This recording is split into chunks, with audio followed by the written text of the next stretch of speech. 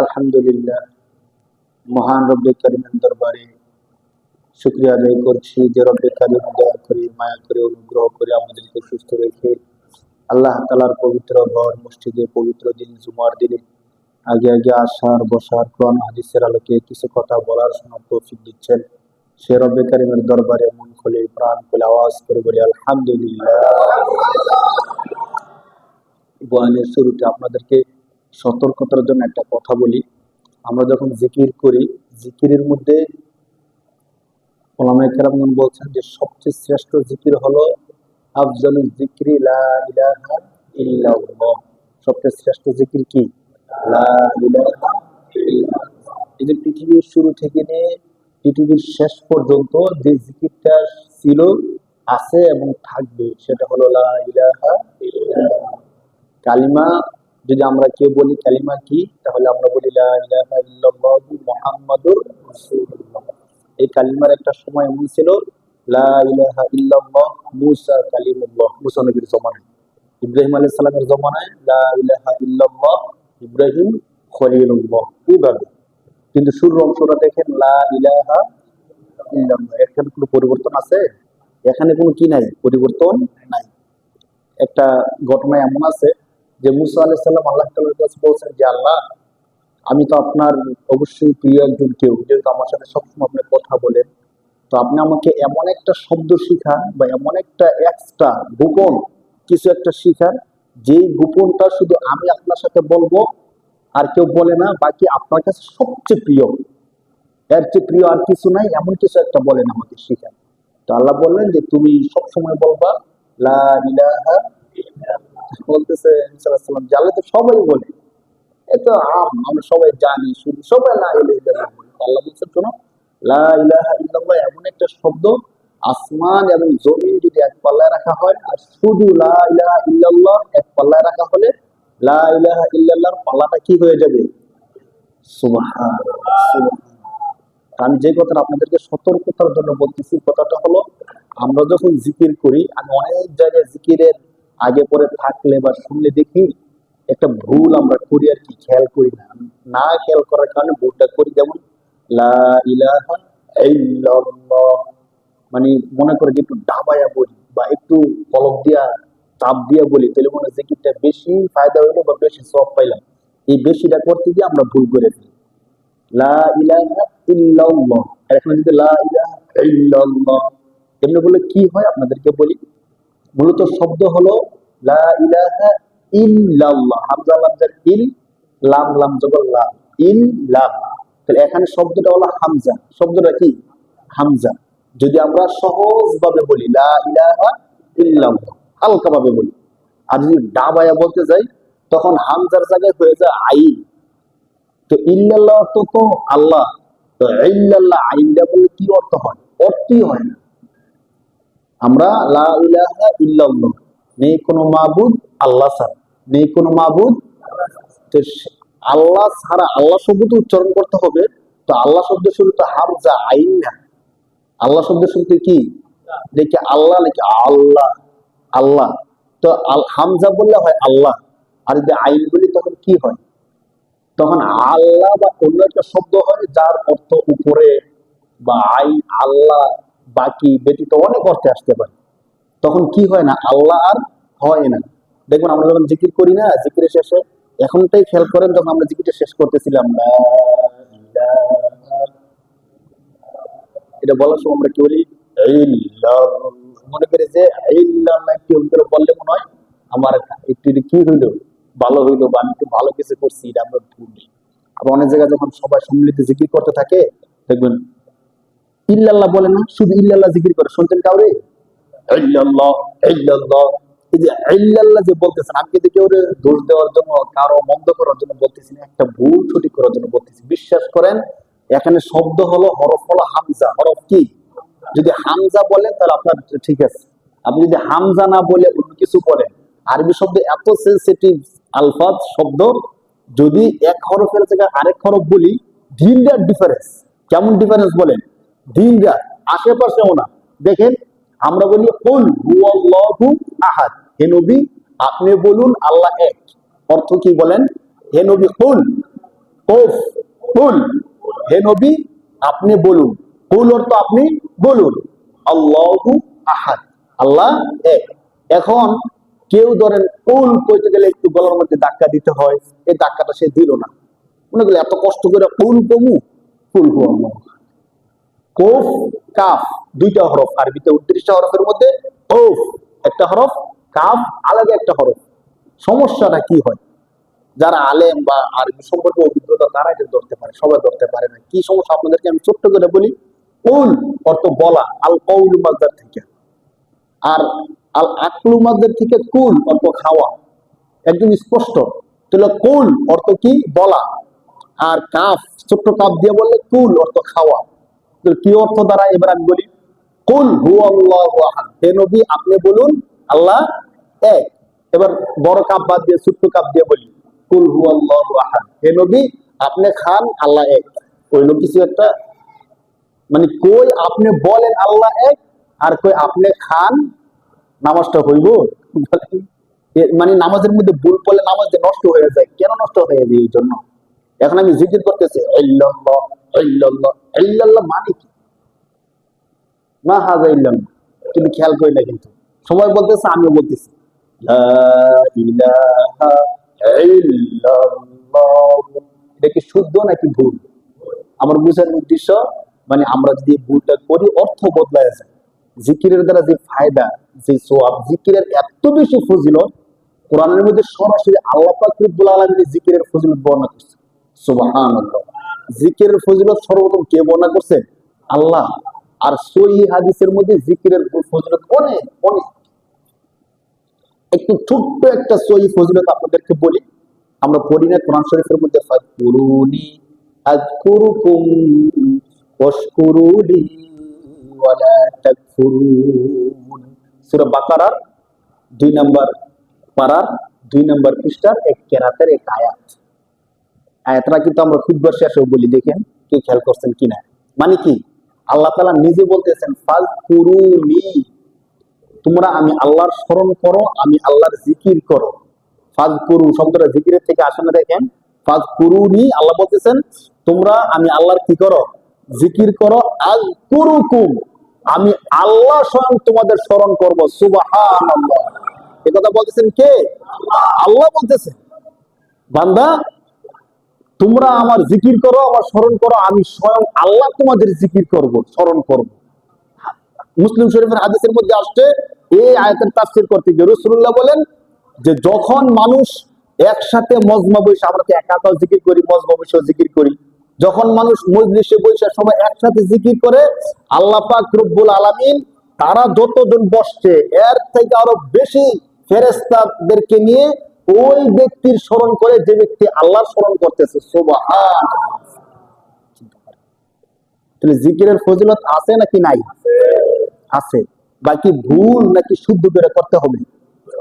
এই জিনিসটা যেন আমরা ভুল না বুঝি, যে বুঝি আমাদের জিকির কেমন করলো না। ভাই জিকির, জিকির আমি নিজে জিকির করি, বেশি থেকে বেশি জিকির করার চেষ্টা করি। হাদিসে আসছে আমরা যেন চলতে ফিরতে জিকির করি, বসে বসে জিকির করি, শুয়ে শুয়ে জিকির করি, সব সময় যেন জিকির করি। কোরআন শরীফের এক আয়াতের মধ্যে আল্লাহ তাআলা বলছেন, হ্যাঁ, যে তোমরা যখন শোয়া অবস্থায় থাকো তখন জিকির করো, বসা অবস্থা থাকলে জিকির করো। জিকিরের এত ফজিলত শুনছেন আপনারা। কেউ যদি জিকির করতে করতে তার জিহ্বাকে তাজা রাখে, সে মৃত্যুর পরে হাসতে হাসতে জান্নাতে চলে যাবে। সুবহানাল্লাহ।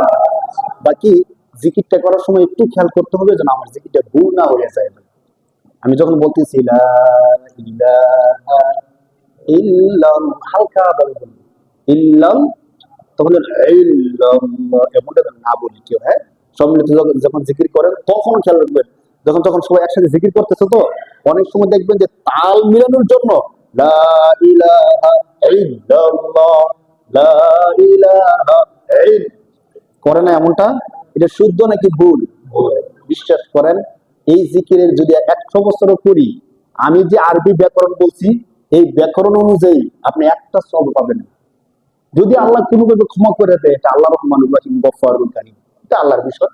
কিন্তু আরবি যেই ব্যাকরণ আমি বলছি, শরীয়তের যে মাসআলা আমাদের বলার দায়িত্ব, এই অনুযায়ী আপনি সওয়াব পান। বিটা বিটা আছে। বেশিরভাগ জিকির তো আমাদের এটাই, লা ইলাহা ইল্লাল্লাহ 200 বার করতে হয়, 400 বার করতে হয়। আমরা যারা জিকির করি বা নিজে নিজে জিকির করি, তাহলে আমরা বিশেষভাবে এখন থেকে খেয়াল রাখবো, আপনারা যদি কখনো কোনো মজলিসে যান, জিকিরের হালকায় যান, কাউকে যদি শুনেন এইভাবে জিকির করতেছে, এই ভুলটা কি ধরাই দিতে পারবেন নাকি পারবেন না? অনেকে ভুল ধরাই দেয় না, তো ভুল ধরাই দিলে আমাদেরকে আবার খারাপ মনে করবে। ভাই খারাপ মনে করুক না, আপনার কারণে যদি 10টা মানুষ বেঁচে যায়, একটা মানুষ আপনার বলার কারণে সে শুদ্ধ করে জিকির করে, তাহলে আপনার বলার পরের থেকে সারা জীবন সে শুদ্ধ জিকির করবে, আপনি সব পাইবেন। আর আপনার লজ্জায় বললেন না, আপনাকে তারা খারাপ মনে করবে, এই জন্য বললেন না। আপনি জানেন না যে বললেন না, গুনাহগার হইবেন, 1 নাম্বার। 2 নাম্বার, না বলার কারণে, সে না জানার কারণে সারা জীবন ভুল জিকির করতেছে। লা ইলাহা ইল্লাল্লাহ, লা ইলাহা ইল্লাল্লাহ। আমি অনেক শুনছি, অনেক শুনছি। আপনার একটু খেয়াল করে দেখেন। হ্যাঁ, তাহলে এখানে কি আইন নাকি হামজা? হামজা হলে হালকা, লা ইলাহা ইল্লাল্লাহ, লা ইলাহা ইল্লাল্লাহ। মিষ্টি সুরে সারাক্ষণ জিকির করে, যতক্ষণ পারেন জিকির করে। কারণ রূহ কার তৈরি? রূহটা এমন একটা জিনিস, যে রূহটাকে আল্লাহ পাক রব্বুল আলামিন সৃষ্টি করছেন, না দেখা যায়, না ধরা যায়, না ছোঁয়া যায়।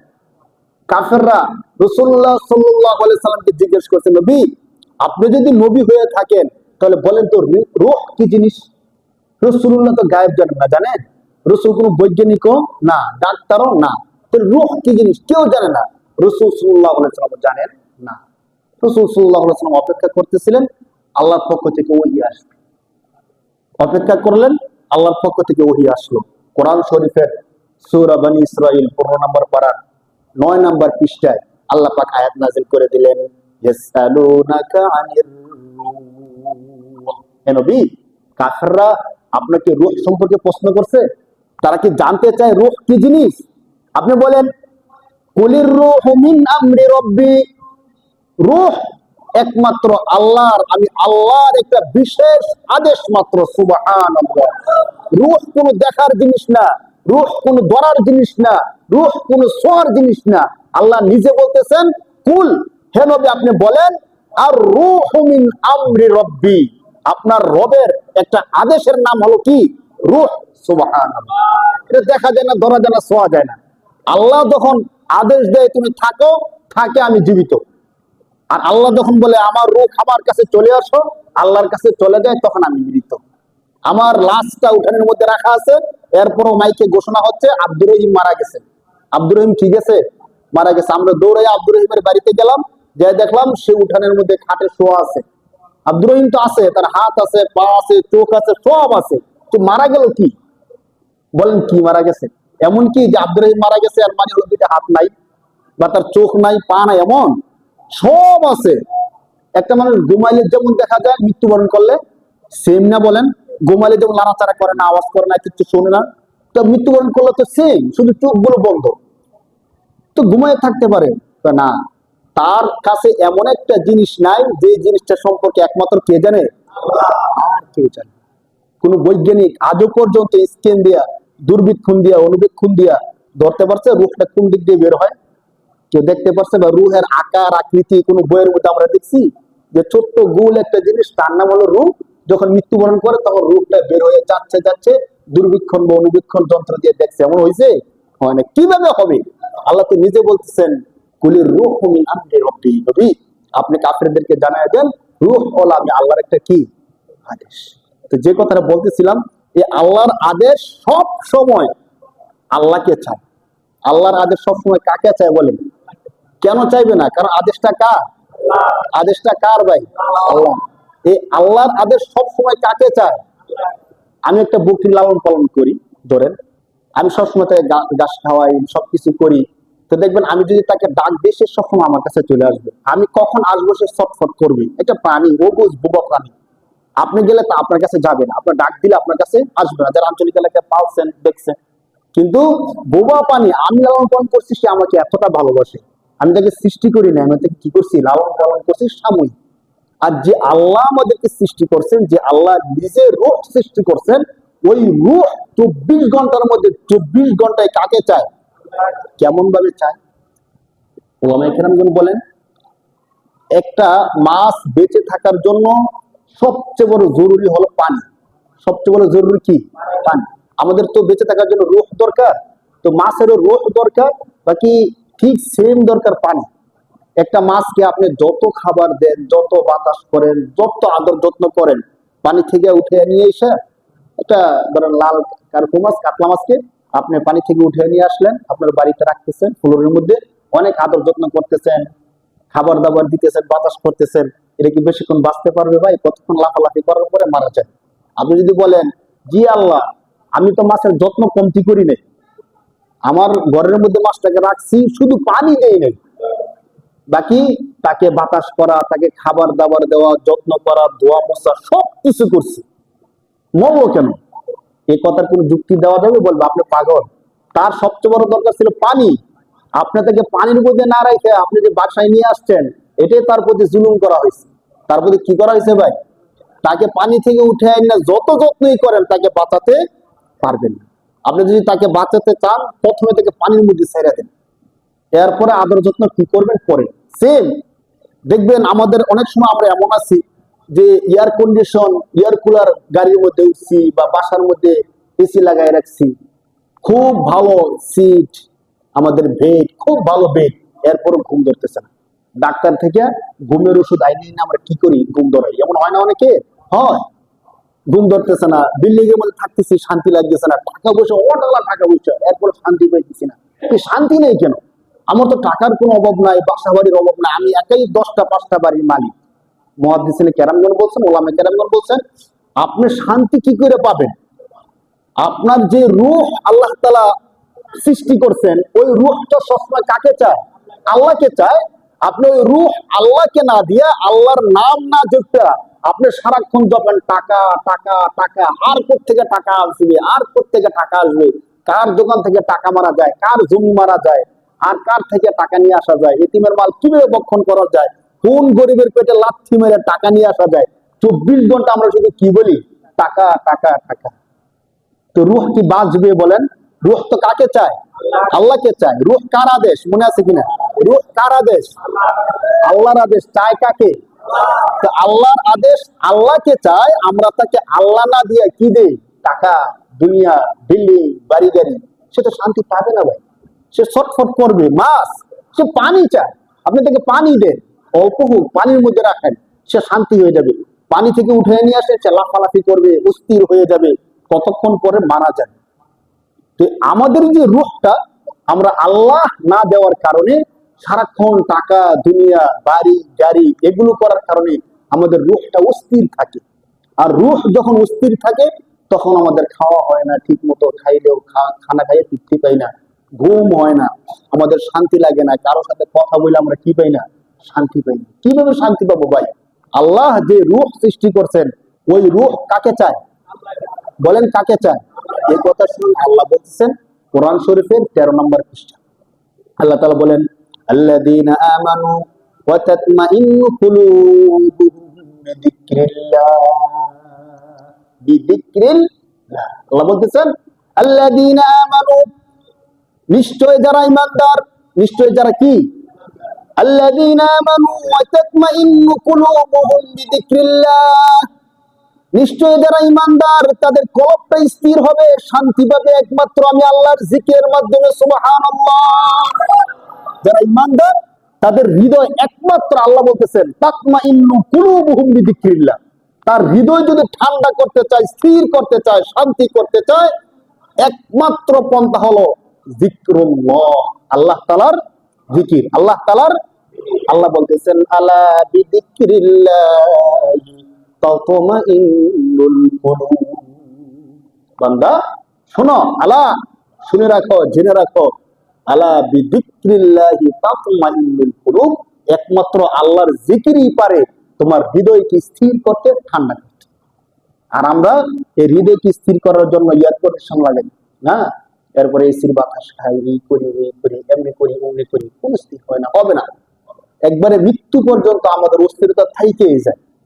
ধরেন আমরা অনেক সময় পরিভাষায় বলি না যে এক পা কবরে চলে গেছে, এখন সে আরো বাড়ি চায়, আরো টাকা চায়, আরো এই চায় ওই চায় চায়। আল্লাহ রাসূল বলছেন যে কবরের মাটি তার মনকে স্থির করতে পারবে, এছাড়া আর কোনো পন্থা নেই। যখন মারা যাবে তখন আর কিছু চাবে না।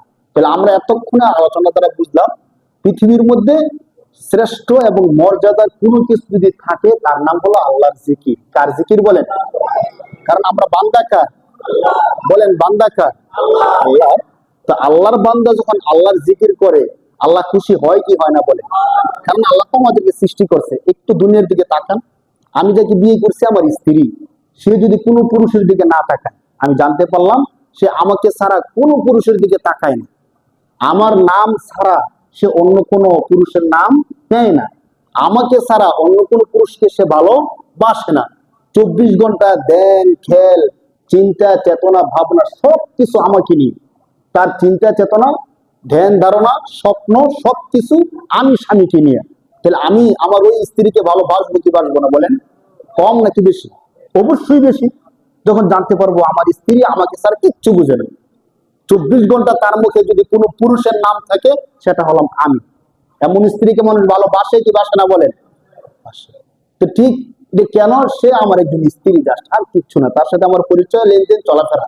আর যে আল্লাহ আমাদেরকে সৃষ্টি করছেন, আমরা যদি 24 ঘন্টা ওই আল্লাহর জিকির করি, ওই আল্লাহর নাম নেই, যদি কাউকে সবচেয়ে বেশি ভালোবাসি, কাকে ভালোবাসি? আল্লাহকে ভালোবাসি। তাহলে আল্লাহ আমাদেরকে ভালোবাসবে কি বাসবে না বলেন?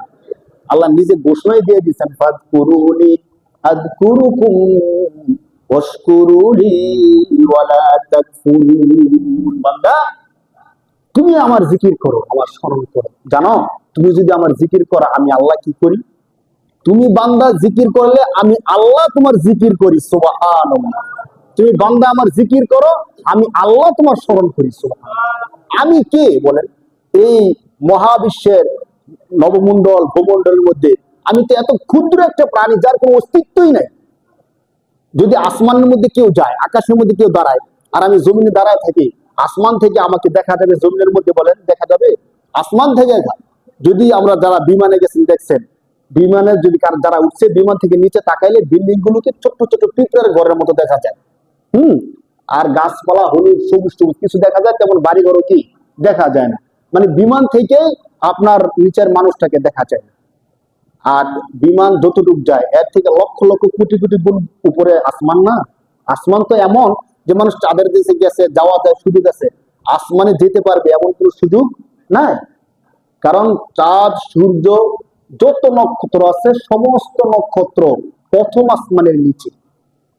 আমরা যত নক্ষত্র গ্রহ রাজি সম্পর্কে জানি, সমস্ত নক্ষত্র গ্রহ রাজি সবকিছু কিসের নিচে? প্রথম আসমানের নিচে। বলা হয় যে এক একটা তারকা সূর্য থেকেও অনেক অনেক গুণ বড়। এক একটা কি তারকা, এই সব কিছু কিসের নিচে? প্রথম আসমানের নিচে। তো প্রথম আসমানের নিচে এক একটা তারকা কত বড়, এক একটা সূর্য কত বড়, আর চাঁদরা কত বড়, এত বড় বড় পরে আমি যে মানুষ অনেক বড়, বলেন অনেক বড়। চাঁদ আসমান শুরুতে যাই কিতাব, দুনিয়ার মধ্যে যে তিমি মাছ আছে, হাতি আছে, তাদের একটা পায়ের সমান তো আমার কিচ্ছু না। তাহলে আমি ক্ষুদ্র একটা প্রাণী, আমার থেকে দুর্বল আর কেউ নাই। আপনি যদি একটা বাঁশ দিয়ে হাতির মাথার মধ্যে আঘাত করেন, মারতে হলে অন্তত 50 থেকে 100টা বাড়ি দিতে হবে হাতিকে মারার জন্য, তার মাথা এত শক্ত। আর আমাকে মারার জন্য কয়টা বাড়ি দিতে হবে বলেন? একটা থেকে দুইটা ভালো করে দিলে এরপরে আমাকে খুঁজে পাওয়া কি মুশকিল। এমন ক্ষুদ্র একটা দুর্বল প্রাণী যার সম্পর্কে স্বয়ং আল্লাহ বলতেছেন 5 নম্বর পারার প্রথম পৃষ্ঠা সূরা নিসার মধ্যে, ওয়াখলিকাল ইনসানু দাঈফা। আমি আল্লাহ প্রাণী জগতের মধ্যে সবচেয়ে দুর্বল করে সৃষ্টি করছি মানুষকে। এ কথা বলতেছেন কে? যে সৃষ্টি করছেন সে সবচেয়ে ভালো জানে না কাকে কি করে সৃষ্টি করছেন। মানে দেখেন মুরগির একটা বাচ্চা ডিম থেকে ফুটে আসার সাথে সাথে সে কি করে খাবার খোঁজা শুরু করে দেয়। কেমন খাবার? পানি জাতীয় খাবার না, ডাং, খুদ, চাউলের যেই ভাঙ্গা আছে ওইগুলো। অথচ চাউলের খুদ, চাউল এগুলো আমরাও চাবাই খাইতে পারি না, কষ্ট হয়েছে। ছোট্ট একটা বাচ্চা মাত্র ডিম থেকে আসছে, আই সে চাউলের খুদ খাওয়া শুরু করেছে। তার পেটের মধ্যে হজম হয় কি হয় না বলে? আর আমাদের ছোট্ট একটা বাচ্চা 1 মাস 2 মাস 3 মাস হয়েছে, তাকে চাউল না তাকে ভাত খাওয়াই দিলে তার পেট নষ্ট হয়ে যায়, হজম করতে পারে না। কেমন দুর্বল দেখেন। একটা ভাত খাওয়া নিয়ে যায় না, দুধ খাওয়াইতে হয়, একদম তরল জাতীয় খাবার। আর যদি কোনোভাবে ভাত খাওয়াইয়া দেওয়া হয় তার পেট কি ঠিক থাকবে? তাহলে কে দুর্বল? অন্যান্য প্রাণী দুর্বল নাকি মানুষ দুর্বল? এ কথা বলছেন কে? আল্লাহ বলেন মানুষকে সৃষ্টি করা হয়েছে সবচেয়ে দুর্বল করে। এই সবচেয়ে দুর্বল মানুষটা যখন আল্লাহর নাম নেই, পৃথিবী না শুধু আল্লাহ পাক রব্বুল আলামিন যা কিছু সৃষ্টি করছেন, যা কিছু আমরা দেখি অথবা না দেখি, সবকিছু কার সৃষ্টি? আল্লাহর সৃষ্টি। তো আল্লাহ হলেন রাজার রাজা, মহারাজা, সবকিছু যা বলতে পারে এর থেকে উঠে ওই আল্লাহ বলতেছেন, এই ক্ষুদ্র মানুষ যখন বলে লা ইলাহা ইল্লাল্লাহু মুহাম্মাদুর রাসূলুল্লাহ, মসজিদে হোক, বাড়িতে হোক, গাড়িতে হোক, বসে বসে যখন বলে লা ইলাহা ইল্লাল্লাহ, লা ইলাহা ইল্লাল্লাহ, যখন এটা বলে আল্লাহ নিজে বলতেছেন যে তোমরা যখন এইভাবে আমার স্মরণ করো, আমার জিকির করো, আমি আল্লাহ তোমাদের স্মরণ করি, জিকির করি। সুবহানাল্লাহ। চিন্তা করে দেখুন, যিনি আমাদেরকে সৃষ্টি করছেন তিনি বলতেছেন, কোরআন শরীফের সূরা বাকারার 2 নম্বর পারার 2 নম্বর পৃষ্ঠার আয়াত দেখবেন আপনারা। ফাযকুরুনি, আমরা আয়াতটা পড়ি তো প্রতি সপ্তাহে একবার অন্তত। ফাযকুরুনি আযকুরুকুম, আল্লাহ বলেন তোমরা আমার স্মরণ করো, আমি আল্লাহ স্বয়ং তোমাদের কি করব। এই কথাটা শুনতে যতটা সহজ মনে হইতেছে, বিষয়টা কিন্তু ততটা সহজ না। আপনাদের কি মনে হয়, যদি আমরা আমাদের দেশের প্রাইম মিনিস্টারের আলোচনা মসজিদে বসে বসে করি, অনেক প্রশংসা করলাম, তিনি কি বাসভবনে বসে বসে আমাদের প্রশংসা করবে মনে করেন? হয়তো তার কাছে খবরটাই পৌঁছবে না। আর যদি কোনোভাবে কেউ বলে যে পাইনাদি মধ্যপাড়া আলমদিনা মসজিদের হুজুর শহর সমস্ত মুসলিমরা আপনার খুব প্রশংসা করছে, তাহলে তিনি কি সংসদে উঠে আমাদের নামটা বলবেন? সুযোগই নেই। এটা তো একটা দেশের প্রাইম মিনিস্টার, জাস্ট ছোট্ট করে না। আর এই সমস্ত হাজার হাজার লক্ষ লক্ষ প্রাইম মিনিস্টার যিনি সৃষ্টি করেন, মহান রব আল্লাহ, তিনি বলতেছেন তোমার দাম আমার কাছে কেমন জানো? তুমি শুধু একবার আমার নাম নিয়ে দেখো, আমি আল্লাহ কতবার তোমার নাম নিই। সুবহানাল্লাহ। মুসলিম শরীফের এই হাদিসটা, হাদিসের মধ্যে আসছে, তোমরা যদি মজলিসে বৈশা আমি আল্লাহ জিকির করো, আমি আল্লাহ ফেরেশতা দিয়ে মজলিস সাজাইয়া তোমার স্মরণ করি। সুবহানাল্লাহ। হাদিসের শেষ অংশে এমন আসছে, তোমরা যদি হেঁটে হেঁটে আমি আল্লাহর দিকে আসো, আমি আল্লাহ দৌড়াইয়া দৌড়াইয়া তোমাদের দিকে যাই। সুবহানাল্লাহ। হেঁটে হেঁটে আসা, দৌড়াইয়া যাওয়া, আর মানে হলো তোমরা যদি আমি আল্লাহকে আস্তে করে স্মরণ করো, আমি আল্লাহ গুরুত্ব সহকারে তোমাদেরকে স্মরণ করি। সুবহানাল্লাহ। চিন্তা করে এর দ্বারা বুঝলাম যে জিকিরের অনেক কি ফজিলত, অনেক গুরুত্ব। কখন জিকিরটা শুদ্ধ হবে? যখন, একটু বুঝেন, ভুল না বুঝি কেউ, জিকিরের অনেক ফজিলত, অনেক ফজিলত। কখন জিকিরটা শুদ্ধ হবে? যখন। কিন্তু জিকিরটা যদি শুদ্ধ না হয়, আমি আপনার নাম নিতেছি কিন্তু নাম নিতেছি ভুল, আপনি রাগ করবেন নাকি আমাকে পুরস্কার দিবেন? রাগ করবেন। আমার নামটা সে নিতে পারে না ঠিক মতো। কি আমার নেতা হয়েছে, সে আমার দল করে, আমার নামটা পর্যন্ত সে ঠিক বলতে পারে। যদি জানতে পারে বারবার আপনি ভুল নাম নেন, দল থেকে বহিষ্কার করে দিন। এমন একটা নিয়ম স্বাভাবিকভাবে, যে আমার নামটা শিখতে পারছে না, সে আমার দল করে। তো আমরা আল্লাহর বান্দা, আমি আল্লাহর নাম নিলে আল্লাহ আমার নাম নিবে, আমি আল্লাহর নামটা শুদ্ধ করে নিতে পারলাম না, তাহলে কেমন হবে বলেন? এটা কি একবার দুইবার? শুধু একবার জিকিরের মধ্যে বসলে তো লা ইলাহা ইল্লাল্লাহ বলি 400 বার অথবা 200 বার, তো 400 বারের মধ্যে 400 বারে আমি ভুল বললাম। ভুলের শব্দটা কি আপনাদের মনে আছে কিনা? আমরা যখন জিকির করি, তাল মিলাইতে গিয়ে অথবা আবেগে লা ইলাহা ইল্লাল্লাহ, লা ইলাহা ইল্লাল্লাহ, ইল্লাল্লাহ দাবাইলে মনে করি মাশাআল্লাহ খুব তাল উঠছে। বিশ্বাস করেন আমার জিকিরটা ভুল। আমার জিকিরটা কি ভাই? ভুল। কারণ ইল্লাল্লাহ শব্দের মধ্যে আইন না হামজা। ইল্লাল্লাহ শব্দের মধ্যে কি হরফ? হামজা। তো হামজা হলে লা ইলাহা ইল্লাল্লাহ, সহজ শব্দ। একটু সময় বলেন, ইল্লাল্লাহ শব্দের মধ্যে আইন নাকি হামজা? হামজা। বহুটা যে শুদ্ধ করি না, দেন এই শুদ্ধটা আমাদের সারা জীবনের জন্য এফেক্টিভ হয়ে যাবে ইনশাআল্লাহ।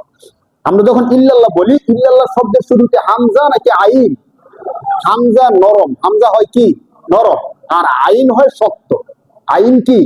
শক্ত। তো আমরা যখন বলি লা ইলাহা ইল্লাল্লাহ হালকা করে, তখন আমার জিকিরটা শুদ্ধ। আমার জিকিরটা কি বলে? আর যদি আমি তাল মিলাইতে গিয়া ভাই আরেকটু গভীর করতে গিয়া ইল্লাল্লাহ বলি, তখন তা হামজা থাকে না, হয়ে যায় আইন। কি হয়ে যায়? তো আল্লাহ নাম তো আইন দিয়া না। আল্লাহ নাম কি আইন দিয়া না? তো আমি সারা জীবন এভাবে জিকির করলাম লা ইলাহা ইল্লাল্লাহ, লা ইলাহা ইল্লাল্লাহ। মানুষ বলতে পারে মাশাআল্লাহ খুব জিকির করছে, খুব জিকির করছে, তাহলে এক প্লেট খিচুড়ি খাওয়া দাও, যে জিকির করছে আজকে। কিন্তু মানুষ বলতে পারে, আল্লাহ কি বলবে বলেন? এতদিন যদি আমরা কেউ করে থাকি ভুলে করছি, কিভাবে করছি বলেন ভাই? না জানার কারণে করছি, ভুলে করছি। আল্লাহ তাআলা আমাদের সকলের ভুলগুলো ক্ষমা করে দেখ বলে আমিন।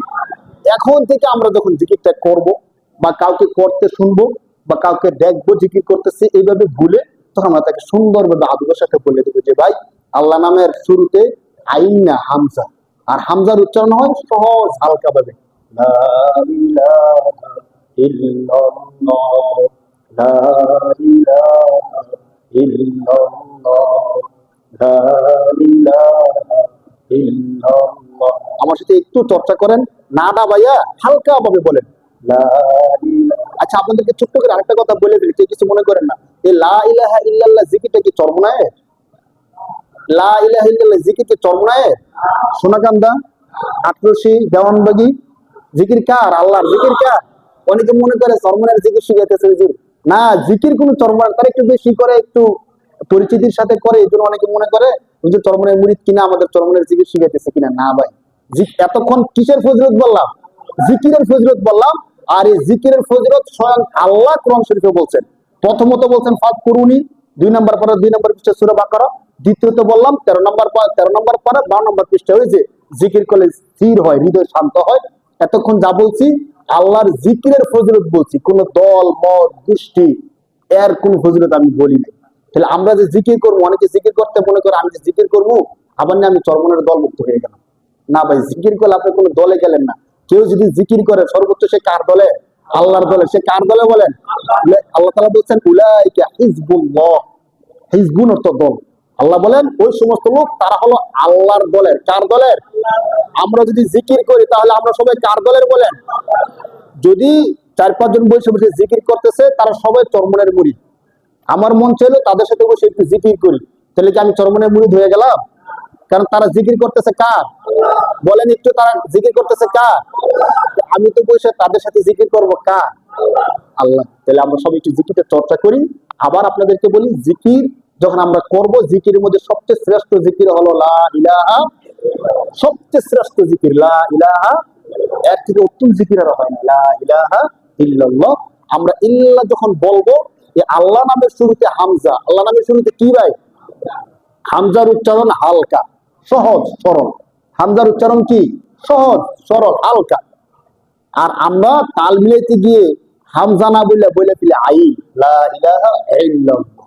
দেখবেন আপনারা যারা জিকির করে এইভাবে করতেছে করতেছে করতেছে, কোন খেয়াল করতেছে। তাদেরকে জিজ্ঞেস করে দেখেন তারা কি জবাব দেয়। তখন আমরা বললে দেবো যে ভাই, আল্লাহ নামের শুরুতে আইন না, আল্লাহ নামের শুরুতে কি? হামজা। আমি একটু সময় বেশি নিতেছি বিষয়টাকে মনে রাখার জন্য, নয়তো শুধু শুধু বলে দিলাম আবার কালকে ভুলে গেলাম। আবার যখন সোমবার দিন জিকির শুরু হলো তখন আমরা আবার শুরু করে দিলাম লা ইলাহা ইল্লাল্লাহ, লা ইলাহা ইল্লাল্লাহ। আর কি, তা আমি তো যেই সেই না, ভুলটা রয়ে গেল। আমরা জিকির করতে গেলে কিভাবে জিকির করবো? লা ইলাহা ইল্লাল্লাহ, লা ইলাহা ইল্লাল্লাহ, লা ইলাহা ইল্লাল্লাহ, লা ইলাহা ইল্লাল্লাহ। এগুলো যত পারি আমরা জিকির করব, যত পারি আমরা জিকির করব, যত পারি তত বেশি জিকির করব। জিকিরের ফজিলতের কোনো শেষ নেই। বান্দা যখন জিকির করে স্বয়ং আল্লাহ তার দিকে রহমতের দৃষ্টি দিয়ে রাখে। সুবহানাল্লাহ। এই জন্য আমরা খাইতে শুইতে বইতে যেখানেই থাকি জিকির করার জন্য কি উযু করা শর্ত বলেন? আমাদের কিছু কিছু নাপাকি আছে, ওই নাপাকির সময় আমরা কোরআন তেলাওয়াত করতে পারি না, অনেক কিছু করতে পারি না, বড় নাপাকির সময়। ওই নাপাকি যদি আমরা হই তখনও আমরা বলতে পারি লা ইলাহা ইল্লাল্লাহ, লা ইলাহা ইল্লাল্লাহ, লা ইলাহা ইল্লাল্লাহ। জিকির শয়তানের কাছে সবচেয়ে বেশি কষ্টের, কারণ শয়তান চায় আল্লাহ যে রূহ সৃষ্টি করছে এই রূহ আল্লাহর কথা স্মরণ না করে সব সময় শয়তানের কথা স্মরণ করুক, সব সময় শয়তানের ধোকার মধ্যে পড়ে থাকে। এটা কে চায় ভাই? শয়তান। তো বান্দা যখন বৈশা আল্লাহর জিকির করা শুরু করে দেয় তখন তো সে ব্যর্থ হয়েছে। হায় হায়, সারাদিন চেষ্টা করলাম সে যেন শয়তানের কথা স্মরণ করে, দুনিয়া দুনিয়া করে, টাকা টাকা করে, হ্যাঁ আর কোত্থেকে টাকা আসবে এমন করে। সে তো মসজিদে এসে টাকার কথা বলে না, সে মসজিদে এসে কার নাম বলতেছে? আল্লাহর নাম বলতেছে। এই জন্য আমরা জিকির করবো কি করবো না বলেন? জিকির শুদ্ধভাবে করবো না ভুলভাবে? শুদ্ধভাবে করবো। আপনাদেরকে যে বিষয়টা বলছি, হয়তো এই বিষয়টা সচরাচর আলোচনা হয় না, তেমন কেউ আলোচনা করেন না। আপনারা যেহেতু শুনছেন, আপনারা যদি কোনো মজলিসে যান, কোনো জিকিরে হালকায় যান, যদি শুনেন যে ভুল জিকির করতেছে, তাহলে আমাদের দায়িত্ব হয়ে যাবে তার জিকিরটাকে শুধরে দেওয়া। ঠিক কিনা বলেন ভাই? এতদিন জানতে পারছি না, সমস্যা নাই, আল্লাহ চাইলে ক্ষমা করতে পারেন। কিন্তু যখন আমি জানছি, আল্লাহ রাসূল বুখারী শরীফের হাদিসের মধ্যে বলছেন, বাল্লিগু আন্নি ওয়ালাউ আয়া। আমরা অনেক সময় মনে করি কি, একজন ব্যক্তি একটা ভুল করতেছে, তখন মনে করি সে ভুল করতেছে, এই ভুলটা তো ইমাম সাহেব ধরাই দিবে। ভুল করলে ভুল ধরে দেওয়ার দায়িত্ব কার? ইমাম সাহেবের। তো এতজন মুসল্লির প্রত্যেকের আলাদা আলাদা সবগুলো ভুল কিন্তু ইমাম সাহেব দেখেও না অনেক সময়। না, ইমাম সাহেবের ব্যক্তিগত ব্যস্ততা আছে বা খেয়াল করতে না পারেন। আমার চোখে যদি এমন একটা ভুল করে যে ভুলটা সত্যিকার অর্থেই ভুল, তখন আমার দায়িত্ব হবে নবীর উম্মত হিসাবে আদবের সাথে তাকে আমরা সুন্দর করে বলে দিই। কিন্তু একজন নামাজের মধ্যে ভুল করতেছে, আপনি যে বলেন কি নামাজ পড়েন, কিভাবে নামাজ পড়ে? নামাজ হয়? এই নামাজও শিখছেন আপনি সারা জীবনে, তাহলে সে কি আমার থেকে সবক নিবে বলেন? আর আমি যদি আদবের সাথে বলি, ভাই আপনি যেভাবে নামাজ পড়ছেন, আমি শুনছি হাদিসের মধ্যে নামাজটা এইভাবে না, ওলামায়ে কেরামগণ বলছেন নামাজটা এইভাবে। আপনি যে জিকিরটা করছেন, আমার মনে হইতেছে আপনি হামজার জায়গায় আইন উচ্চারণ করছেন। আপনি একটু খেয়াল করে দেখেন তো, ইল্লাল্লাহ বলছেন নাকি ইল্লাল্লাহ বলছেন? এখানে তো শব্দটা হামজা, হামজার উচ্চারণ সহজ। ইল্লাল্লাহ বললে তো আল্লাহর নামটা ভুল উচ্চারণ হইল, আপনার জিকিরটা মনে হয় নাই। সামনে থেকে যদি জিকিরটাকে সুন্দর করেন, তাহলে মনে হয় আপনার সওয়াব পেয়ে যাবেন, আর যারা শিখবে আপনার থেকে তারাও সওয়াব পেয়ে যাবে। আমরা কিভাবে শুদ্ধ করতে পারি কি পারি না ভাই? ইনশাআল্লাহ, ইনশাআল্লাহ আমরা এইভাবেই করবো। নিজেরা শুদ্ধ থাকবো, অপর ভাইদেরকে শুদ্ধ করার চেষ্টা করবো। এটা আরেকদিন বলি, আজ বলে ফেলি। আর যখন জিকিরে হালকা হয় বিভিন্ন মসজিদের মধ্যে, সারা দেশের মধ্যে, তো একটা নির্দিষ্ট তরিকা তো আমরা আসি জানি, যে অনেকগুলো জিকির করার পাশাপাশি তার আরেকটা জিকির করে, যে জিকিরটা হলো শুধু কি ইল্লাল্লাহ ইল্লাল্লাহ। এই ক্ষেত্রেও যদি কেউ ইল্লাল্লাহ বলে, শুদ্ধ নাকি ভুল? মানে ভুল, সব সময় ভুল, যে করুক ভুল। যে যে বিষয়টা ভুল, আমার বাবা করলেও ভুল, আমি করলেও ভুল, আমার মুসল্লি করলেও কি, আমার দল করলেও কি ভুল। কিন্তু আমাদের মানসিকতা হলো আমার দল করলে এটা ভুল, অন্য কেউ করলে এটা কি ভুল। এখন ইল্লাল্লাহ জিকির করার ক্ষেত্রে কেউ যদি ইল্লাল্লাহ ইল্লাল্লাহ ইল্লাল্লাহ, শুদ্ধ নাকি ভুল? বলেন শুদ্ধ নাকি ভুল? এতক্ষণ আমরা যে নিয়ম দেখছি, এই নিয়মের যে কি মানে সরাসরি এটাই ভুল। এখন উনি যে প্রশ্ন করছে, আপনাদেরকে আগে প্রশ্নটা বলি। এমনি তো লা ইলাহা ইল্লাল্লাহ, আল্লাহ, সুবহানাল্লাহ, আলহামদুলিল্লাহ, আল্লাহু আকবার, এই জিকিরগুলো আমরা করি কি করি না বলেন? তো এই জিকিরগুলো নিয়ে কোনো সমস্যা নেই। কিন্তু কেউ যদি শুধু ইল্লাল্লাহ জিকির করে, যারা এই তরিকার মধ্যে আছেন, 100 বার ইল্লাল্লাহ ইল্লাল্লাহ ইল্লাল্লাহ, এই জিকিরটা করে কি করে না বলেন? মানে জিকিরটা করা ঠিক নাকি বেঠিক? এটা আপনার উত্তর দিন। উত্তর দিয়ে দিলে তার আমার বলার দরকার পড়তেছে না। না, উত্তরটা আমি দিই। আমার থেকে একটু শোনেন বিষয়টা। মনে করেন প্রথমে আমরা দেখি ইল্লাল্লাহ অর্থ কি। ইল্লা অর্থ ছাড়া, আর আল্লাহ অর্থ আল্লাহ। তাহলে এই শব্দের অর্থ আসে ইল্লাল্লাহ মানে হলো আল্লাহ ছাড়া। তো স্বাভাবিকভাবে কেউ যদি বলে আল্লাহ ছাড়া, একটু অসুন্দর সুন্দর মনে হয়, আল্লাহ ছাড়া কি, এটা প্রশ্ন আসে না? আল্লাহ ছাড়া কি? তখন সে জবাব দিল যে নেই কোনো মাবুদ আল্লাহ ছাড়া। একটা বিষয় বুঝেন, বুখারী শরীফ হাদিসের মধ্যে আসছে ইন্নামাল আমালু বিন্নিয়াত। দিলের খবর জানে কে? বলেন দিলের খবর কে জানে? আগে আমার কথাগুলো শুনেন, এরপরে জাস্টিফাই করেন কোনটা সঠিক বেঠিক কি, আপনারা বুঝবেন অনেকটা। ইন্নামাল আমালু বিন্নিয়াত, সমস্ত কাজের ফলাফল নির্ভর করে কিসের উপর? নিয়তের উপর। বুখারী শরীফের ফার্স্ট হাদিস, একবারে সহিহ হাদিস। ইন্নামাল আমালু বিন্নিয়াত, সমস্ত কাজের রেজাল্ট নির্ভর করে কিসের উপর? নিয়তের উপর। আমার নিয়তটা কি? আর আমার নিয়তটা কি মানুষ যা জানে এর থেকে বেশি জানে কে? কে জানে ভাই? তখন আমি বলতেছি ইল্লাল্লাহ, এর মানে কি আল্লাহ ছাড়া। আল্লাহ ছাড়া মানে কি? আমি বুঝতে চাইতেছি আমার দিলের মধ্যে আল্লাহ ছাড়া আর কিছু নাই। আমি কি বুঝাইতেছি বলেন? কেউ যদি ইল্লাল্লাহ এই অর্থে বলে যে আমি ইল্লাল্লাহ বলতেছি, এর মানে হলো আমার দিলের মধ্যে একমাত্র আল্লাহই আছে, আল্লাহ ছাড়া আমার দিলের মধ্যে আর কেউ নাই, তাহলে তার এই অর্থে ইল্লাল্লাহ বলা কোনো সমস্যা? আপনাদের কি মনে হয় কোনো সমস্যা মনে হইতেছে? আর যদি কেউ মনে করে আমার দিলের ইল্লাল্লাহ মানে আল্লাহ ছাড়া, মানে আল্লাহ ছাড়া সব আছে, আমার দিলের মধ্যে সব আছে, শুধু নাই কে? আল্লাহ, তাহলে কি ঠিক করলো না বেঠিক করলো? বলেন ঠিক করলো না বেঠিক করলো? এখন কোন একজন মুসলমান সে কি অর্থে নিবে? সে কি এই কথাটা বলবে যে আমার দিলে সব আছে শুধু আল্লাহ নাই, এ অর্থে করবে? নাকি আমার দিলের মধ্যে শুধু আল্লাহ আছে আর কিচ্ছু নেই? আপনারা বলেন কি করবে? একটা মুমিন যখন বলে যে আল্লাহ ছাড়া, তখন তাকে প্রশ্ন করলে আপনি আল্লাহ ছাড়া বলছেন মানে মানে কি আপনার দিলে আল্লাহ ছাড়া সব আছে? সে কি এই কথাটা স্বীকার করবে? নাকি বলবে যে না আল্লাহ ছাড়া আর কিচ্ছু নাই? সে কি বলবে বলেন? এখন সহজ অর্থ, কেউ যদি সত্যিকার অর্থে এমনটা মনে করে যে আল্লাহ ছাড়া আমার দিলে সব আছে, তাহলে ইল্লাল্লাহ জিকির তার জন্য হারাম। ইল্লাল্লাহ জিকির তার জন্য কি ভাই? আপনারা বিষয়টা বুঝতেছেন কিনা? ইল্লাল্লাহ জিকির তার জন্য কি হারাম। আর কেউ যদি এমন মনে করতে পারে, এই মনে করে জিকির করে যে আমার দিলের মধ্যে শুধুমাত্র আল্লাহই আছে, আল্লাহ ছাড়া আর কেউ নাই, তাহলে তার জন্য ইল্লাল্লাহ জিকির জায়েজ হতে পারে। তার জন্য ইল্লাল্লাহ জিকির জায়েজ হতে পারে। কারণ এইভাবে জমির ব্যবহার করে আমার যদি 1 ঘন্টা সময় দিতেন, আমি এই 1 ঘন্টা সময়ে আরবি ব্যাকরণ আর ইংরেজি গ্রামারের ভিত্তিতে ইল্লাল্লাহ জিকিরটা কিভাবে আসছে, কি হতে পারে, আপনাদেরকে আমি সহজে বলতে পারতাম। কোরআন শরীফের অনেক আয়াতের মধ্যে ইল্লাল্লাহ শব্দ কিভাবে আসছে বা ইল্লাহ শব্দ দ্বারা আল্লাহ কি বুঝাইছেন, হাদিসের মধ্যে আল্লাহ রাসূল সাল্লাল্লাহু আলাইহি ওয়াসাল্লাম ইল্লাহ শব্দের পরে কি শব্দ আনছেন, এই সবগুলো একসাথে গুছাইয়া বললে আপনারা আরো সহজে বুঝতেন। কিন্তু ব্যাকরণ, গ্রামার এগুলো না বললে আমি যতটুকু বলছি আশা করি বুঝার বাকি থাকবে না। বাকি যেহেতু আমরা এটার অর্থ কি নিব না নিব এটা আমরা জানি না, প্রায় মানুষ কি জানি না।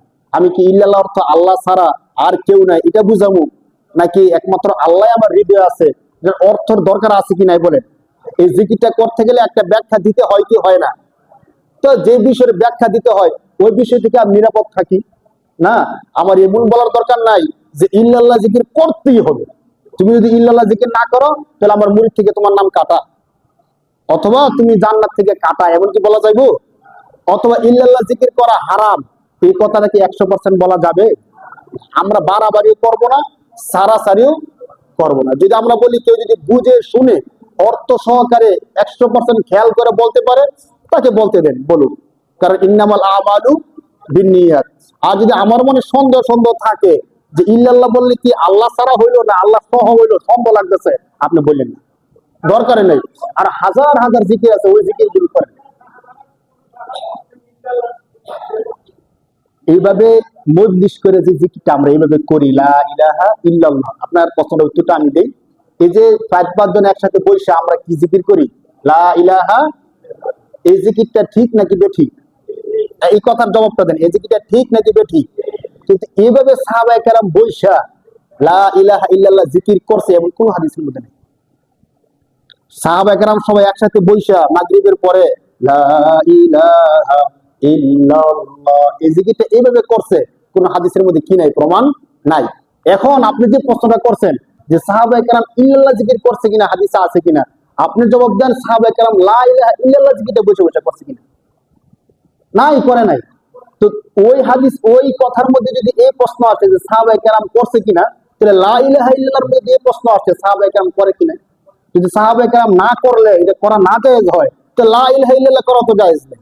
কথার কথা মানে সাহাবায়ে কেরাম করলে করা যাবে, আর সাহাবায়ে কেরাম না করলে করা যাবে না। যদি এই কথাটা একুরেট হয়ে যায়, তখন ইল্লাল্লাহ জিকির যেমন সাহাবায়ে কেরাম একসাথে হালকার মধ্যে বসে করে নাই, ঠিক সেম সমস্ত সাহাবায়ে কেরাম একসাথে বসে লা ইলাহা ইল্লাল্লাহ জিকির এইভাবে করে নাই। সেম প্রশ্ন এসে যাবে। তাহলে প্রশ্ন এটা না যে সাহাবায়ে কেরাম করছে কি করছে না, প্রশ্ন হবে ইল্লাল্লাহ জিকির করা কি শুদ্ধ নাকি ভুল। যদি বলেন শুদ্ধ তাহলে করা যাবে, আর যদি বলেন ভুল তাহলে করা। বিষয়টা কি স্পষ্ট হয়েছে কি হয়েছে না বলে? যদি কোনোদিন ভুল হয় তাহলে এটা ভুল, শেষ, সাহাবায়ে কেরাম করুক অথবা না করুক। আর যদি কোনোদিন শুদ্ধ হয় আর কোরআন এবং হাদিসের বিরোধী না হয়, আমি যে জিকিরটা করতেছি লা ইলাহা ইল্লাল্লাহ, এই জিকিরটা সাহাবায়ে কেরাম সমস্ত আমরা ভুল বুঝছেন না আবার, সমস্ত সাহাবায়ে কেরাম ঠিক নিয়মিত প্রতি সোমবারে মাগরিবের পরে বৈশা বৈশা সমস্ত সাহাবায়ে কেরাম এভাবে মসজিদের মধ্যে করে নাই, কোন হাদিসের মধ্যে নাই। বাকি আমি যে জিকিরটা করতেছি এটা কি কোরআন হাদিসের পক্ষে নাকি বিপক্ষে? যদি বলেন কোরআন হাদিসের পক্ষে সাবেত আছে তাহলে করতে কোনো সমস্যা নেই। আর যদি বলেন যে না কোরআন হাদিসের বিপক্ষে, তাহলে করার কোনো অনুমতি নাই। তো সহজ কথা হলো যদি কোনো বিষয় শুদ্ধ হয় তাহলে আমরা করতে পারি, কোনো বিষয় যদি ভুল হয় কোরআন হাদিসের বিপক্ষে যায় তাহলে আমরা কেউ করতে পারি না, চাই সে যেই হোক। জি বলেন।